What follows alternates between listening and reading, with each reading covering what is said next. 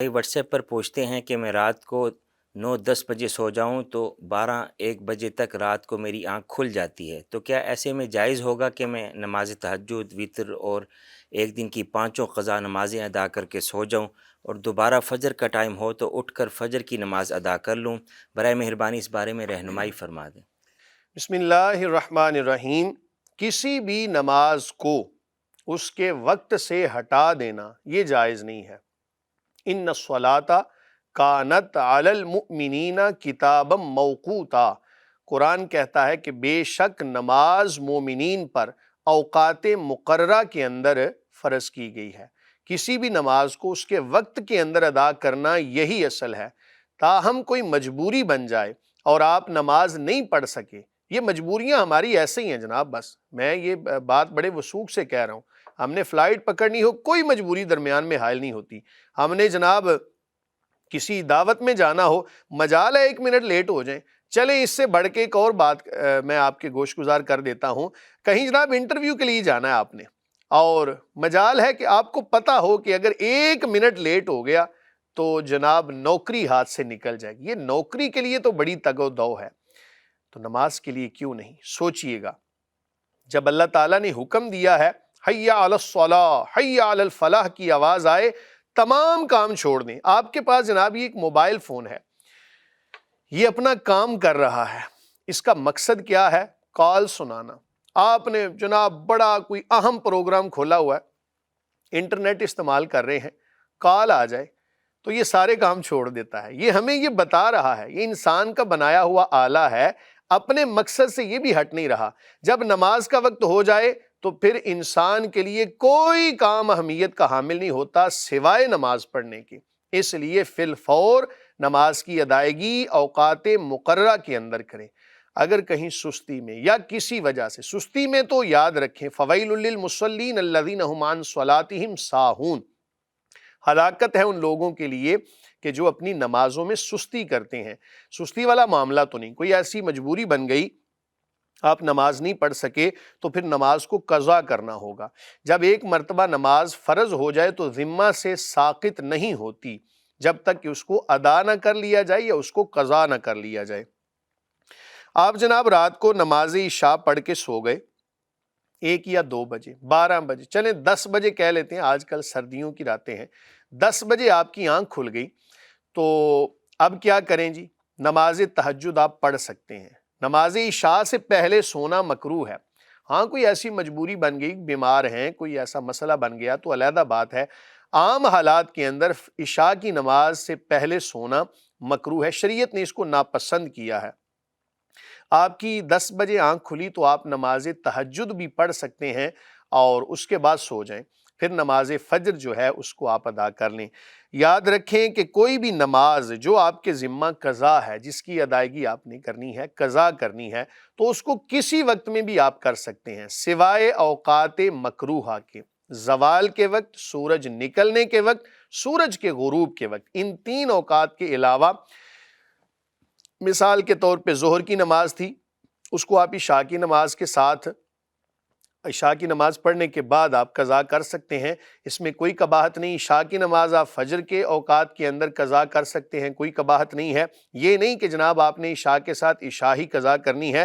اس کے علاوہ یہ مسئلہ یاد رکھیں کہ جس بندے کو یقین ہو کہ میں تہجد میں اٹھ جاؤں گا تو اس کے لیے بہتر یہ ہے کہ وہ نماز عشاء کی ادائیگی کرے، باقی رکعات پڑھ لے، وطر نہ پڑھے، اور وطر اب نماز تہجد کے بعد پڑھے، اور اگر اس کو یقین نہیں ہے تو پھر اس کے بعد ہی یعنی عشاء کی نماز کے ساتھ ہی وطر کی نماز پڑھ لے۔ بعد میں اگر آنکھ کھل جاتی ہے تو تہجد کی نماز پڑھ لے، اور چونکہ وطر اس کے پہلے ادا ہو چکے تھے۔ اکثر لوگوں کے ذہنوں میں یہ سوال ہوتا ہے کہ ہم تہجد کی نماز 12 بجے کے بعد ہی پڑھ سکتے ہیں۔ تو جناب اگر آپ نے عشاء کی نماز باجماعت ادا کی تھی یا خواتین نے گھر میں ادا کی تھی، نیند کو حاصل کر لیا، کوئی 1 آدھ گھنٹہ یا 2 گھنٹے آپ سو کے اٹھ گئے، 11 بجے کا ٹائم تھا، 10 بجے کا ٹائم تھا، اب ظاہر ہے کہ اب اگر آپ سوئیں گے تو ہو سکتا ہے فجر کے وقت آنکھ کھلے، تو ایسی صورتحال کے اندر آپ 12 بجے سے پہلے بھی تہجد پڑھ سکتے ہیں۔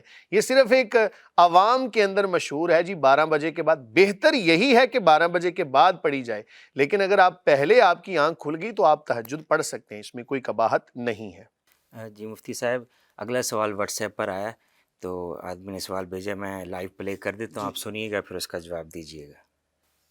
جی السلام علیکم سر، میرا سوال یہ ہے، ہمارا میاں بیوی کا جھگڑا ہوا ہے جس کے تحت میرے سارے اس کے بھائی سے گالیاں کر گئے ہیں، 2 مہینے ہو گئے بھائی ہو رہی ہے، تو جو ٹائم اس نے وہاں پہ گزارا ہے ہم دونوں میں غلط فہمیاں وغیرہ ڈالی گئی ہیں اور غلط بیانی بھی ہوئی ہے، تو 2 ماہ بعد میرا سالہ ہے تو آ کر کہتا ہے کہ فیصلہ چاہیے۔ تو سر میں نے یہ پوچھنا تھا کہ اسٹام فروش کو بلایا، اس نے 3 پیپر تیار کیے ہیں، ایک جہیز وصولی کا، اس میں کھلا طلاق کا بھی لکھا ہوا ہے، تو میں نے وہ تینوں پیپر سائن کر دیے ہیں، اور جب میری غلط بیانی کی وجہ سے اور جذباتی میں آ کے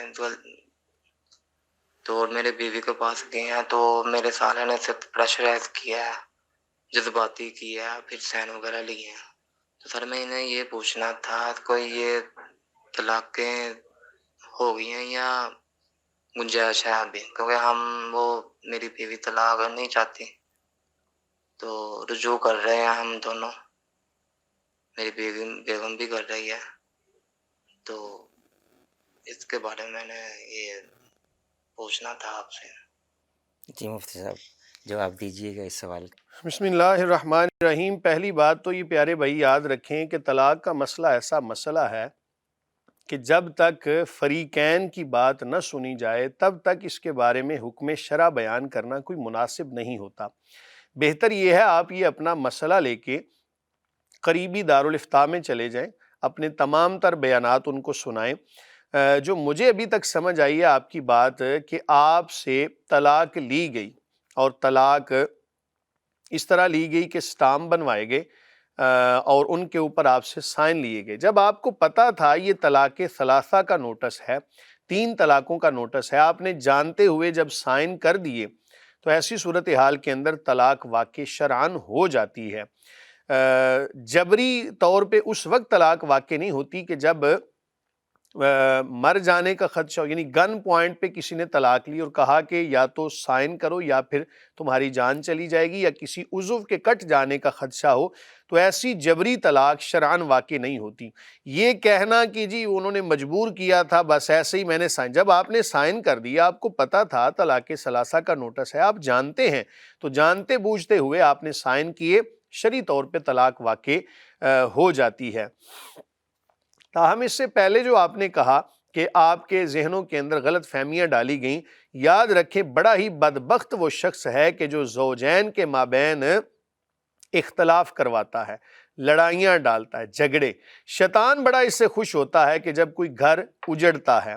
حتی الامکان گھروں کو جوڑنے کی کوشش کریں، اور اگر کبھی کوئی بات کو تھوڑا بہت پھیرنا بھی پڑ جائے زوجین کے مابین صلح کروانے کے لیے، تو ایسا عمل کر لینا چاہیے۔ تو یہ شیطانی کام ہے، ایسے کاموں سے اجتناب